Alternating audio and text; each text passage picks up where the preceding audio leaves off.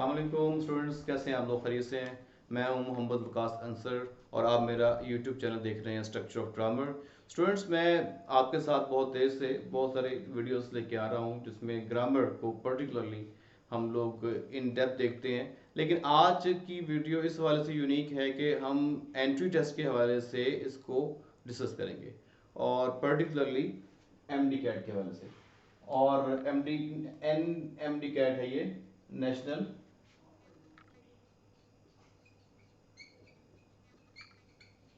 Medical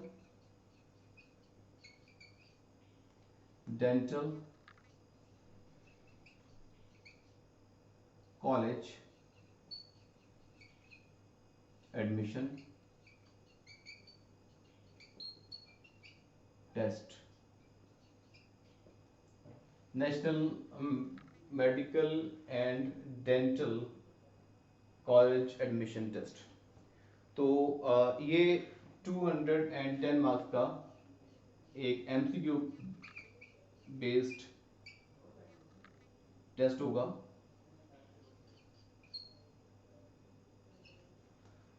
और इसमें हम बायोलॉजी, केमिस्ट्री, फिजिक्स और इंग्लिश के बेस पे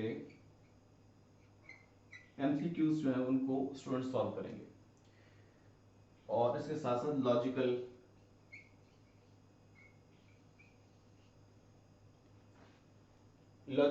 लॉजिक की बेस पे और एक आपके जनरल परसेप्शन की बेस पे जो एमसीक्यूज होंगे उनको सॉल्व किया जाएगा। इनकी वेटेज क्या है? बायो के 68 और फिजिक्स के 56, केमिस्ट्री के 56, ऐसे ही फिजिक्स के 56, इंग्लिश के 20 और लॉजिकल जो है ये 10 एमसीक्यूज होंगे। और इसकी हायरार्की कुछ यूँ होती है कि 1 to 68 एमसीक्यूज बायो के होंगे, फिर 69 से लेकर 124 तक केमिस्ट्री के एमसीक्यूज दिए जाते हैं और उसके बाद 125 से लेकर 180 तक फिजिक्स की बेस पे एमसीक्यूज बच्चों को मिलेंगे और 181 से लेकर 200 तक इंग्लिश के सब्जेक्ट के एमसीक्यूज होंगे और 201 से लेकर 210 तक जो है ये लॉजिकल एमसीक्यूज होंगे। और जहां तक रही बात इंग्लिश की, क्योंकि मैं आपको इंग्लिश के हवाले से ब्रीफ करूंगा, तो पहले 30 एमसीक्यूज हुआ करते थे लेकिन अब 30 नहीं 20 एमसीक्यूज होंगे और ये 3 तरह के एमसीक्यूज हैं। इसमें से एक है जी स्पॉट द एरर,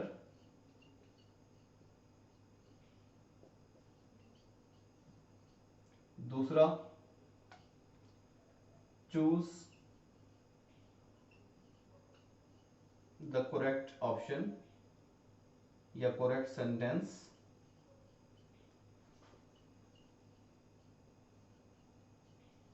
और तीसरा जो है ये कंप्लीट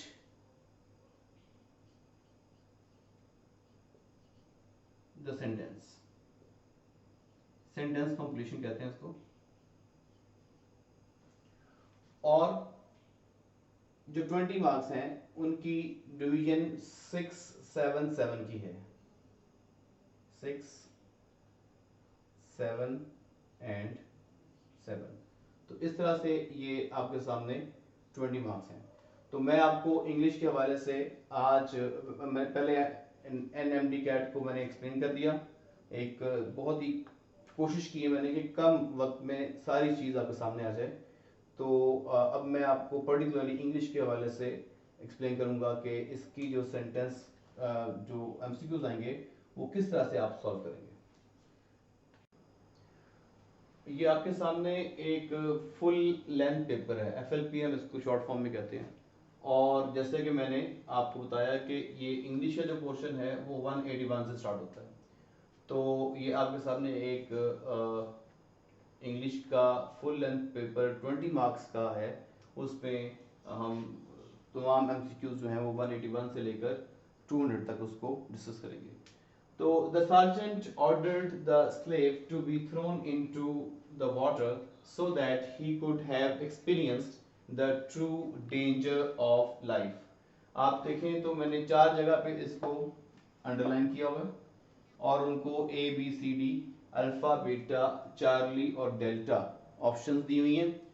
और ये जो काइंड ऑफ टेस्ट इसे बोलते हैं स्पॉट द एरर।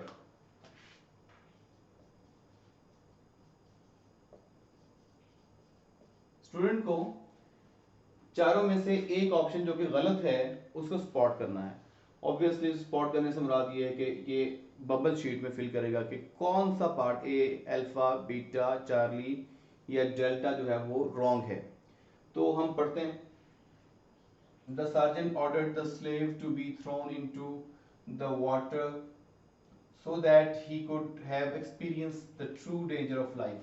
तो मुझे यहाँ पे जो प्रॉब्लम्स आ रही है वो इस जगह पे आ रही है कि सो भी है और दैट भी है, दोनों कंजक्शन यूज हो गई जिसकी ज़रूरत नहीं थी। डबल कंजक्शन हमें नहीं अलाउड होती आमतौर पर, तो हम यहाँ पे डबल कंजक्शन नहीं लगाएंगे, सिर्फ सो के साथ जाएंगे। द सार्जेंट ऑर्डर, ऑर्डर ठीक है क्योंकि वर्ब की सेकंड फॉर्म है और पास की बात हो रही है। The slave to be thrown, फेंक दिया जाए, तो ये पैसिव फॉर्म है, ये भी ठीक है। द वाटर सो दैट, सो भी ठीक है कि ये एक कोऑर्डिनेटिंग कंजक्शन है और दैट यहाँ पे रिलेट करने के लिए इस्तेमाल नहीं करेंगे हम लोग, तो इसलिए स्पॉट द एरर। तो आपका जो एरर है वो यहाँ पे आ रहा है, आपने स्पॉट कर लिया इसको। Next one, it is cool now but some time it gets warm here. तो आपके सामने एक अल्फा बीटा चार्ली और डेल्टा 4 ऑप्शन हैं। आप इनमें से देखेंगे कहाँ पे कौन सा पार्ट जो है वो एरर वाला है। तो इट इज कूल नाउ, अभी ठंड है, तो इसका मतलब ये है कि ये ए ठीक है। बट समटाइम्स, तो आप देख लेंगे यहीं पे आपको एरर नजर आ गई। समटाइम्स होना चाहिए, सम टाइम नहीं, क्योंकि सम के साथ सम ज्यादा है ना, तो टाइम्स आता है, सम टाइम नहीं आता, ऐसा आएगा। तो एरर हमारी इस जगह पे आ गई। बाकी it gets here, warm here, ठीक है। You are such a remarkably old boy that one never knows. एक बात यहाँ पे मैं आपको बताऊँ, पंजाब बोर्ड का जो सिलेबस है वो ज़्यादातर सिलेक्ट होता है। ये मिसेस चिप्स, गुडमा मिसेस चिप्स का एक सेंटेंस है जिसमें डॉक्टर मिसेस चिप्स को कहता है कि आप एक इतने बूढ़े शख्स हैं जो शायद ही किसी और कोई बंदा जानता हो इतने बूढ़े शख्स को, और साथ में बॉय का वर्ड यूज किया बिकॉज ही वाज हेल्दी। अच्छा, तो अब देखिए आपके सामने you are such a remarkably old boy. Old boy यहाँ पे नाउन है, तो नाउन से पहले वाला वर्ड जो एडजेक्टिव होना चाहिए। तो यहाँ पे एल वाई रिमार्केबली, ये तो एडवर्ब वाला काम कर रहा है, एल वाई वाले मोस्टली एडवर्ब होते हैं, तो रिमार्केबल बनना चाहिए था। तो इसका मतलब है कि बी जो है ये एरर है, यहाँ पे रिमार्केबल आना चाहिए। I have since been induced to come to the opinion that it must have been there all the time, but I cannot account of it. So induce, I had since been induced, something which comes in mind, ये ठीक है। Come to the opinion, एक opinion पे आया वो, that it must have been all the time, ये alpha beta Charlie तीनों ठीक है। ऑब्वियसली डेल्टा में प्रॉब्लम है, but it can not account for it, I can not account for it. Account for होता है, अकाउंट ऑफ नहीं होता। अकाउंट फॉर इट, किसी चीज़ को फिगर आउट करना, किसी चीज़ का एक प्रॉपर फिगर में आना या किसी हिसाब किताब में लेके जाना, अकाउंट फॉर कहलाता है। दिस ईयर बिसाइड्स फिगरिंग, अब यहाँ पे बिसाइड्स आ गया, figuring standard income tax, taxpayer might also have to compute alternative maximum tax। तो अब बाकी ऑब्वियसली यहीं पे गलती आ गई है अल्फा में, तो बाकी 3 ऑप्शंस ठीक होंगे। ऐसा नहीं होता कि 2 ऑप्शंस गलत हों, एक ऑप्शन ही गलत होगा। और उसके बाद लास्ट वन है द बोथ फ्रेंड्स, तो यहीं पे गलती आएगी, द बोथ नहीं होता, बोथ द फ्रेंड्स हो सकता है, तो ये आपका अल्फा जो है ये रॉन्ग था। So this is spot the error. Next slide में हम लोग सेंटेंस कंप्लीशन को देखते हैं। MCQ number 187। अब ये देखिएगा, ये completion of sentence based MCQ है, और ये 3 4 5 डिफरेंट उसमें आते हैं, फिक्स नहीं है। समटाइम्स ये 4 5 sometimes 6 sometimes more than that ये इस्तेमाल होते हैं। हर acceptance speech was dash eliciting thunderous applause at several points। अब इसमें स्टूडेंट्स आपको दो बातों का ख्याल रखना है। एक है वोकैबुलरी, आपकी वोकैबुलरी बहुत अच्छी होनी चाहिए, और पर्टिकुलरली ये वोकैबुलरी जनरली भी अच्छी हो, और वो जो वर्ड्स हैं जो आपको बताए जाते हैं, 200 समथिंग वर्ड्स हैं जो साइट पे मिल जाएंगे आपको, वो याद करें। उसके अलावा पंजाब जो बोर्ड है उसकी बुक 2 और बुक 4 गुड बाय मिस्टेक्स, और जो बुक 2 है इसको अच्छे तरीके से पढ़ें, इसकी वोकैबुलरी ज़हन में रखें, तो फिर आपको काफ़ी हद तक आसान हो जाएगा। अब ये देखें, और दूसरी वोकैबुलरी के अलावा दूसरी चीज़ जो है वो है आपकी कॉमन सेंस, कि आप कितनी जल्दी कॉमन सेंस को यूज़ करते हुए इन वर्ड्स को फिक्स करते हैं। समटाइम्स हमें गेस करना पड़ता है, तो उसमें कितना अच्छा आप गेस कर सकते हैं। For instance, her acceptance speech was, acceptance speech, starting में ही आपको आइडिया हो गया कि स्पीच जो है वो एक्सेप्ट हुई है, तो ये एक पॉजिटिव स्टार्टिंग है, कि एक मतलब एक्सेप्टेड स्पीच है, तो पॉजिटिव स्टार्टिंग है। वाज डैश एलिसिटिंग मतलब बयान करते हुए, थंडरस अपलॉज, अपलॉज मतलब तालियां, तो यानी कि थंडरस अपलॉज, बहुत ज्यादा तालियां और उसकी स्पीच पे बजी, एट सेवरल पॉइंट्स, बहुत सारे पॉइंट्स पे। तो इसका मतलब ये है कि यहाँ पे भी एक पॉजिटिव वर्ड ही आएगा जो इसकी स्पीच को बहुत जबरदस्त बना रहा है। तो ये 4 वर्ड्स हैं, टीडियस, वेल रिसीव्ड, कॉवर्डली और अनइंटरेस्टिंग। ये काफी इजी आपके लिए हो जाएगा। आप को डायरेक्ट आंसर अगर नजर आ रहा है तो वो भी ठीक है, अदरवाइज आप इस पे एलिमिनेशन थ्योरी लगाएंगे। और एलिमिनेशन थ्योरी का क्या तरीकाकार है कि टीडीएस क्या है या नहीं है, यानी कि आपको ये कहना मुश्किल होता है कि यही आंसर है, और ये कहना थोड़ा सा आसान होता है कि ये इसका आंसर नहीं है। ठीक है, तो for instance TDS, TDS something boring, something which is not good, not inviting. तो टीडीएस बोरिंग जो है वो यहाँ पे फिक्स नहीं होता, ये एक नेगेटिव वर्ड है। अच्छा, उसके बाद अगर हम ऑप्शन सी पे फॉर इंस्टेंस देखते हैं, कॉवर्डली, बुज़दिल, अगेन ये भी नेगेटिव वर्ड है। अनइंटरेस्टिंग भी एक नेगेटिव वर्ड है, तो बड़ा आसान हो जाएगा कि वेल रिसीव्ड। तो well received, speech was very well received, so it had applause, thunderous applause. तो ये एक बड़ा आसान सा तरीका है इसको फिल करने का, लेकिन इतना आसान भी नहीं आता, डिफिकल्ट भी हो सकता है, इसलिए आपको बहुत अच्छे तरीके से इसको देखना है। Shopping malls account for 60% of the retail business done in the US because they are controlled environments। अब वो कह रहा है कि शॉपिंग मॉल जो हैं वो 60% जो है उसका रिटेल बिजनेस करते हैं, क्योंकि ये कंट्रोल्ड इन्वायरमेंट में होते हैं, इनका इन्वायरमेंट बड़ा कंट्रोल होता है, which dash concerns about the weather, यानी कि वेदर को वो कंसर्न्स नहीं करता, वेदर उस पर इफेक्ट नहीं करता। शॉपिंग मॉल जो होते हैं वो कंट्रोल्ड एनवायरनमेंट में होते हैं और वेदर का उस पर इफेक्ट नहीं होता, तो इसका मतलब नेगेटिव वर्ड यहाँ पे आएगा। एलिमिनेट, नेसेसिटेट, फॉस्टर या जस्टिफाई। तो आप देखें कि इसमें सबसे ज्यादा जो नेगेटिव वर्ड है वो एलिमिनेट है, निकाल देना।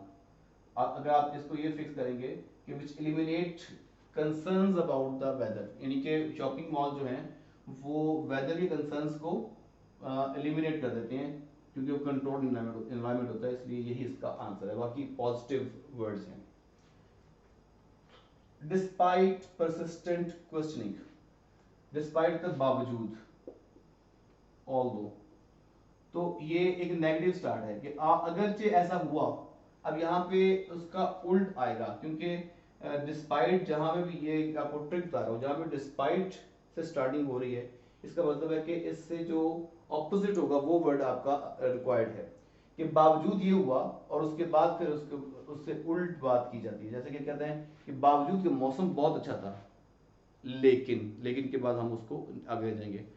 तो डिस्पाइट परसिस्टेंट क्वेश्चनिंग, बार बार क्वेश्चन की गई फ्रॉम द जर्नलिस्ट, जर्नलिस्ट की जानब से, अबाउट हर प्राइवेट लाइफ, उसकी प्राइवेट लाइफ के बारे में, the film star remained dash, लेकिन फिल्म स्टार जो है वो क्या रही, क्लोज नेट, क्लोज नेट यानी कि नेट बुनना, क्लोज नेट यानी कि करीब करीब रिलेशन लेके आना, स्टोनी फेस्ड, बिल्कुल स्टोनी फेस्ड। तो आमतौर पर फिल्म स्टार्स का फेस स्टोनी नहीं होता, दे express their feelings.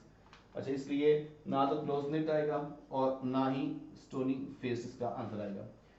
Tight lipped, कि उसके लिप्स टाइट रहे यानी कि शी डिडंट आंसर, ये लग रहा है काफी करीब करीब है। टाइट फिस्टेड, टाइट फिस्टेड कहते हैं जो अपनी मुट्ठी बंद रखे, कंजूस शख्स को कहते हैं, तो ये भी इसका आंसर नहीं लगता, तो इसलिए टाइट लिप्ड इसका आंसर है, जो कि ठीक है।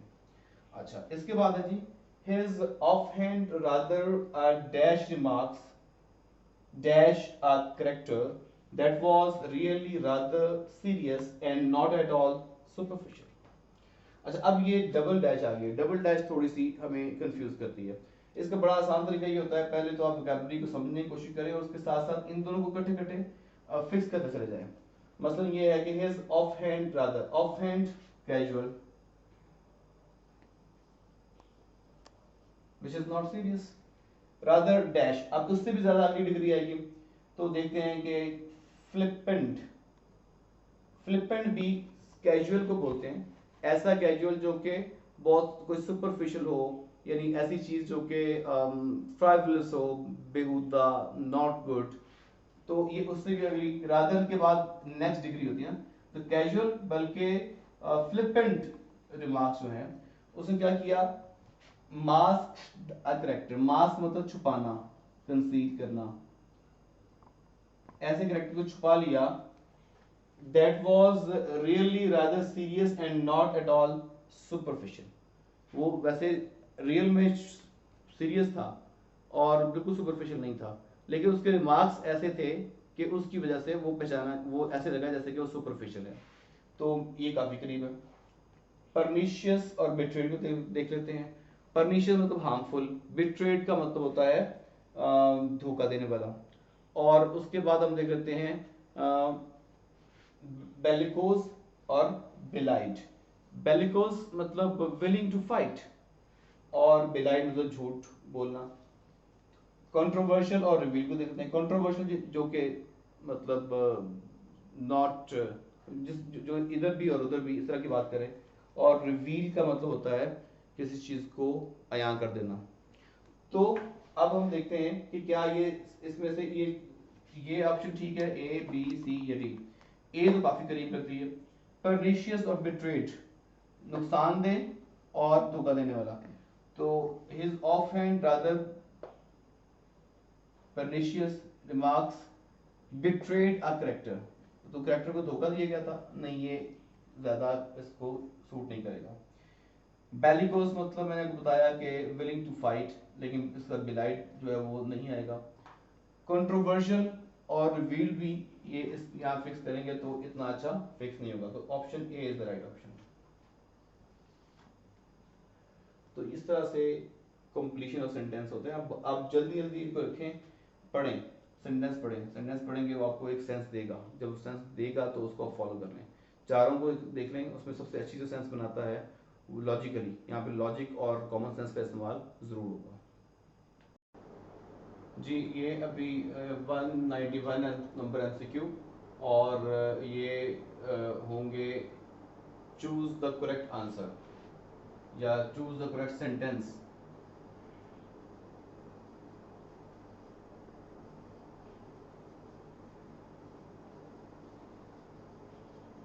तो चूज द करेक्ट सेंटेंस में आपको चारों सेंटेंस पढ़ने होंगे, और उसमें समटाइम्स इशू होगा प्रपोजिशन का, समटाइम्स इशू होगा आर्टिकल का, और इसी तरीके से वो हल्की फुल्की सी चेंज होगी। आपको चारों सेंटेंस गौर से पढ़ने होंगे, और आपको पता होना चाहिए कि पिछले सेंटेंस में और नेक्स्ट सेंटेंस में क्या डिफरेंस है। छोटा सा समटाइम्स लग रहा होता है कि बिल्कुल सेम है, लेकिन हल्का सा डिफरेंस होता है। वो डिफरेंस ही असल जो है वो फ़र्क बनाता है जिससे कोई चीज़ करेक्ट होती है। और माइंड इट के ये मिस्टेक्स नहीं है, ये करेक्शन है। मिस्टेक और करेक्शन में फ़र्क होता है। मिस्टेक जो होती है वो बाय मतलब बाय चांस मिस्टेक हो जाती है, जैसे हम कहते हैं ना कि किसी को बात को ओवरलुक कर दिया जाए और वो फिर मिस्टेक हो जाती है। करेक्शन का मतलब है कि you are deficient of knowledge and you don't know, it is not due to some overlooking but it is due to lack of knowledge, that is error. Okay, तो हमने एरर्स फाइंड करनी है ना, जैसे वो पहले भी एरर फाइंड करनी थी, उसका स्पॉट करना था उसको। यहाँ पे एरर्स हैं, चारों में से एक सेंटेंस ठीक है, बाकी तीन गलत होंगे। She was immensely popular in boys and masters alike, ये अगेन गुड बाय मिस्टर से लिया गया, और मुझे तो इसका जुबानी भी आंसर याद है क्योंकि मैंने बहुत अच्छा बच्चों को पढ़ाया ये। लेकिन यहाँ पे देखें तो डिफरेंस किसका आ रहा है, प्रीपोजिशन का। She was immensely popular among the boys and masters, लग ये भी ठीक रही है, among ज़्यादा के लिए यूज़ किया जाता है आमतौर पर। She was immensely popular of the boys and masters alike, ये of और in तो wrong हो गए। अच्छा, she was immensely popular with the boys and masters alike, तो एक्चुअली अमंग नहीं आएगा, विद आएगा, इसलिए क्योंकि अमंग तब होता है जब किसी के दरमियान। अमंग का मतलब है she was not among the boys, she was not among the masters. ये अमंग का तब यूज करते हैं जब आप कोई एक मेंबर किसी कंपनी का पार्ट होता है। तो ये कैथरीन ब्रिजेस की मुतालिक बात थी, she was not the part of that company. हाँ, she was immensely popular with the boys, लड़कों के साथ भी वो मशहूर थी और मास्टर्स के साथ भी, वो मास्टर्स भी उसके साथ अच्छी फ्रैंकनेस उनसे डेवलप हुई थी। तो यहाँ पे सुटेबल जो है, द मोस्ट सुटेबल, वो विद है और यही इसका राइट आंसर है। ये भी इसका राइट आंसर नहीं रहेगा। We expect help in providing adequate facilities and ample funds. अच्छा, अब यहाँ पे in आ गया, with आ गया, of आ गया और from आ गया, इस तरह से। तो हम सेंटेंसेस पढ़ेंगे और इसकी प्रेपोजिशन चेंज करेंगे। मैंने इसको थोड़ा इजी कर दिया, आप जब इसको रियल टाइम में पढ़ेंगे थोड़ा सा आपको ज़्यादा टफ लगेगा, क्योंकि आपको इस तरह से मैंने तो इसको सेम अलाइक लिखा हुआ है, आपको भी ख्याल करना पड़ेगा। तो we expect help with providing, we expect help of providing, we expect help from everybody providing adequate facilities. तो एक्सपेक्ट के साथ जो है वो वर्ड फ्रॉम होता है, हम expect from, right preposition from वाली है, तो इसलिए डेल्टा इसका राइट आंसर होगा, जैसे इसका भी डेल्टा ही राइट आंसर था। Common cause of failure is mistaken ambition for a boy on the part of his parents. अच्छा, आगे है a common cause of failure, यहाँ पे कॉमन था, ये ऑप्शन ए है, option B, option C, option D है, तो इधर ये कॉमन से स्टार्ट हो रहा है। यहाँ पे a common cause of failure is mistaken ambition for a boy on the part of his parents. अच्छा, अब देखते हैं सी में क्या लिखा हुआ है। Common cause of failure is a mistaken ambition for the boy on a part of his parents, on a part गलत हो जाएगा, ऑप्शन सी तो गलत है।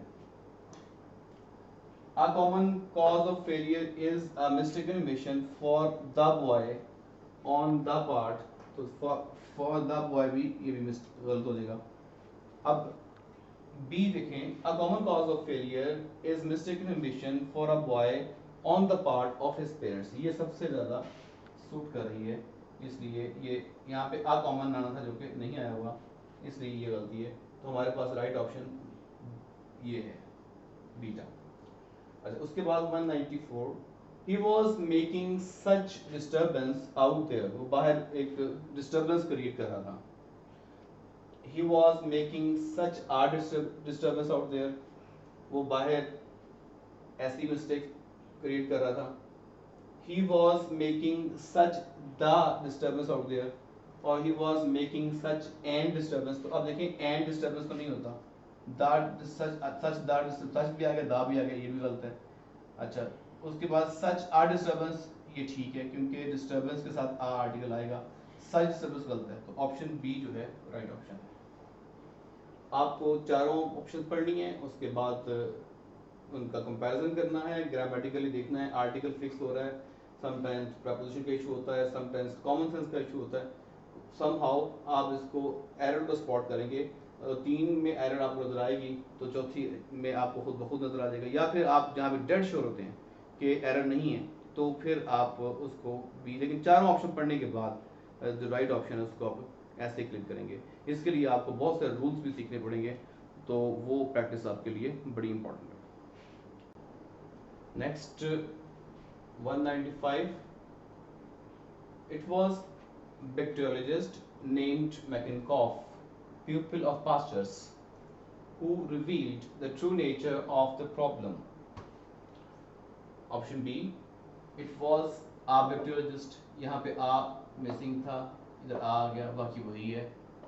named Mackenkoff, pupil of Pasteur's, who revealed true nature of the problem, यहाँ पे a true nature नहीं आएगा, सॉरी who revealed दा लिखा हुआ यहाँ पे, इस जगह पे दा यूज किया हुआ, यहाँ पे दा नहीं है। ओके, थर्ड वन है it was a bacteriologist, again इसमें भी आ है, इधर नहीं था। It was a bacteriologist name Metchnikoff, people of Pasteur's, who revealed our true nature of the problem. और चौथा जो सेंटेंस है, क्योंकि वहाँ पे तो सारे सेंटेंस लिखे होंगे, मैंने सिर्फ इसको शॉर्ट करने के लिए, it was a bacteriologist name Metchnikoff, comma people of pastures who revealed the true nature of the problem। तो अब अगर देखिए, अगर आप तो पहले वाले में प्रॉब्लम ये है कि यहाँ पे it was a bacteriologist आना चाहिए था, नहीं आया हुआ, इसलिए ये गलत हो गया। अच्छा, इस सेंटेंस में द यहाँ पे मिसिंग है, मिसिंग आर्टिकल हो गया, ये भी गलत हो गया। इस सेंटेंस में इट वॉज अ बैक्टीरियोलॉजिस्ट, यहाँ पे आ ट्रू नेचर लिखा हुआ है, बाकी सब ठीक है, आ नहीं आएगा बल्कि द ट्रू नेचर आना चाहिए था। अब यहाँ देखते हैं, इट वॉज अ बैक्टीरियोलॉजिस्ट, ये ठीक है, आ यहाँ पे, बाकी सब करेक्ट है। Who revealed the true nature of the, तो यहाँ पे द भी करेक्ट है, इसलिए डी ऑप्शन हमारा राइट आंसर बन जाएगी।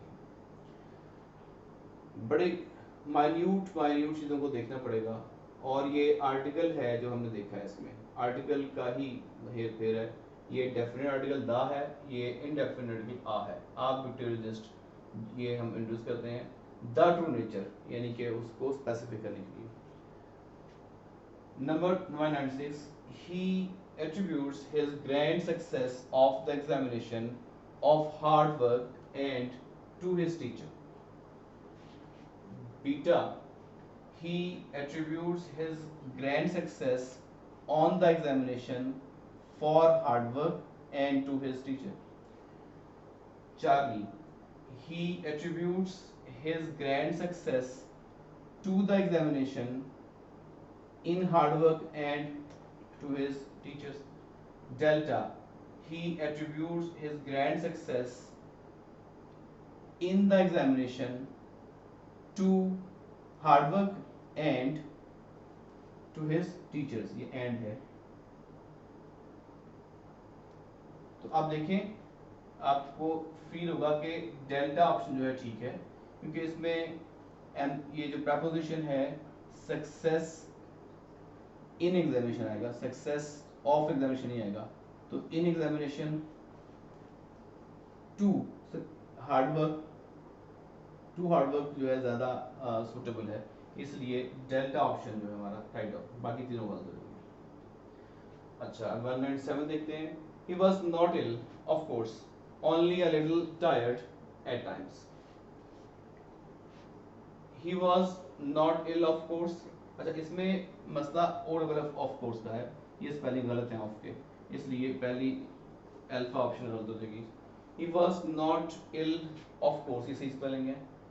Only a little tired on times, तो यहाँ पे on times नहीं, कुछ भी नहीं होता, at times होना चाहिए था, इसलिए ये भी गलत हो जाएगी। सी देखते हैं। It was not he was not ill, of course, ये of course ठीक है। Only a little tired at times, इसमें यहाँ पे off भी ठीक है और at times भी ठीक है, तो इसमें कोई गलती नहीं है। और डेल्टा में देखते हैं he was not ill of course only little tired for times, तो फॉर भी सुटेबल प्रपोजिशन यहाँ पे नहीं, एट टाइम्स होता है, तो इसलिए चार्ली सी ऑप्शन जो है ये ठीक ऑप्शन है। आपको माइन्यूट माइन्यूट चीज़ों को देखना होगा, और अगेन बात यह है कि हम देख रहे हैं सुटेबल प्रपोजिशन और आर्टिकल, इसका जो आपको चुनाव करना होगा, सिलेक्शन करनी होगी, इसके रूल्स को अच्छे तरीके से आप गो थ्रू हों, और एक इंटेंसिव रीडिंग की भी ज़रूरत होती है, फिर जाके प्रपोजिशन सेट होती है, आर्टिकल सेट होता है। तो अभी 197 तो हो गए, 3 स्लाइड्स और रहती हैं, वो देखते हैं। 198 MCQ. Today this is a totally different word than we have seen in the last decade. अच्छा, वो अपनी बार बार लिखने की आसानी की वजह से मैंने इसको इस तरह से कर दिया जो सेम पार्ट है, और चेंज आ रहा है अगेन प्रपोजिशन का। ये वाला जो देन है ये कंपैरिजन के लिए इस्तेमाल किया जाता है, और समटाइम्स फ्रॉम भी कंपैरिजन के इस्तेमाल होता है, लेकिन यहाँ पे डिफरेंट फ्रॉम नहीं होता, डिफरेंट देन होगा। मतलब today is a totally different word from we have, तो फ्रॉम वी हैव सीन नहीं है, than we have seen suitable है। ये टी एच जो ई एन देन होता है ये एक एडवर्ब है, एडवर्ब ऑफ टाइम है बेसिकली, जिसका मतलब होता है फिर, और व्हेन भी एडवर्ब ऑफ टाइम है, जब के मानों में आता है, तो ये दोनों भी यहाँ फिक्स नहीं होंगे, आप पढ़ के इसको देखिएगा। Today this is a totally different word than TH, than we have, यानी ये टीएच ई एन देन के साथ ये सूटेबल नहीं है। Today this is a totally different word when we have seen in the last decade, तो ये भी यहाँ पे सूट नहीं कर रहा, तो TH A and then comparison के लिए यूज किया जाएगा, ये मोस्ट सूटेबल प्रपोजिशन आएगी। Number 99, 199. I scarcely passed my 12th birthday. ये सर चर्चिल का वो जो फर्स्ट स्टेट हारो था उसमें से आया हुआ है। I scarcely passed my 12th birthday, comma I entered the inhospitable regions of examination. तो यहाँ पे कॉमा के बाद कोई कंजंक्शन यूज नहीं हुई जो कि लाजमी थी, इसलिए पहला ऑप्शन गलत हो गया।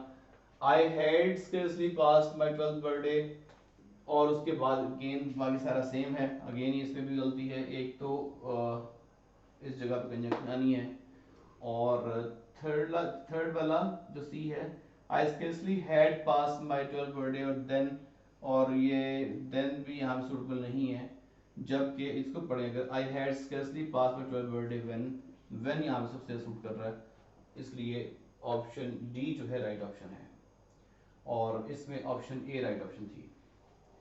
Number 200. Mary, a girl with little talent for cooking, enjoys preparing pizza.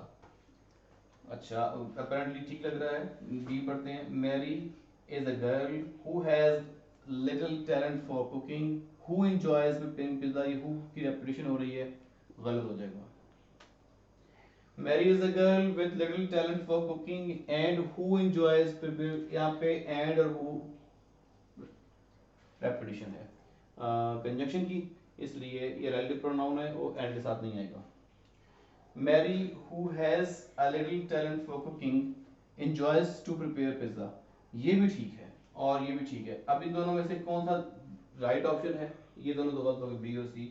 और ऐसा होता है समटाइम्स कि जब दो ऑप्शन ठीक लगती हैं उनमें से एक करेक्ट होती है और दूसरी उसको डाइवर्ज कर रही होती है, वो आपको डाइवर्ज करने के लिए, आपको कंफ्यूज करने के लिए इस्तेमाल करता है। तो यहाँ पे जेरंड यूज हुआ है, enjoys preparing pizza, enjoy to prepare pizza, तो टू प्रिपेयर इन्फिनिटिव है, तो एंजॉय के साथ हमें जेरंड शूट करता है, enjoys preparing pizza, to prepare pizza नहीं आएगा, इसलिए ऑप्शन ए जो है वो राइट ऑप्शन है। तो आपने देखा कि ये जो चूज द करेक्ट सेंटेंस है, इसमें ज्यादातर आप कंजंक्शंस को देखेंगे या फिर प्रेपोजिशंस को देखेंगे या फिर आर्टिकल को देखेंगे, और इस तरह की छोटी मोटी स्लाइड्स ही चेंज होगी, देखने में बहुत आसान लग रहे होंगे और रिजेंबलिंग लग रहे होंगे, लेकिन ऐसा होता नहीं है। वो स्लाइड से जो डिफरेंस है वो बहुत बड़ा डिफरेंस बेसिकली होता है, आपने एरर्स को भी जब देखना है, तो इसके लिए आपको प्रैक्टिस की ज़रूरत है। आपको जस्ट ये एक वीडियो, एक एग्जाम्पली वीडियो है। बहुत सारी और भी वीडियोस इस तरह की मैं लेके आऊँगा जिसमें टॉपिक को स्टार्ट करूँगा। For example spot the error, तो उसमें हम सारी स्पॉट द एरर जो है उसकी प्रैक्टिस करेंगे रूल्स के साथ। और इसी तरीके से चूज द करेक्ट सेंटेंस है, और सेंटेंस कंप्लीशन है। तीन तरह के मैं वीडियोस जो है मज़ीद आपकी प्रैक्टिस के लिए बनाऊंगा। आप इसको फॉलो कीजिएगा, इंशाल्लाह आपको बहुत फ़ायदा होगा। जितनी प्रैक्टिस करेंगे इंशाल्लाह उतना ही आपके लिए आसान हो जाएगा। फिर भी कोई क्वेश्चन वगैरह मेरी तरफ से मैंने पूरी एफर्ट की है। जो आपको क्वेश्चन पूछना है वो कमेंट बॉक्स में ज़रूर पूछिएगा। इंशाल्लाह आपके क्वेश्चन का मैं जो जवाब भी दूंगा और उसको प्रॉब्लम को सॉल्व करने की कोशिश भी करूँगा। मेरी तरफ से इतना ही। अपना बहुत सारा ख्याल रखिएगा। अल्लाह हाफिज़। अस्सलाम वालेकुम।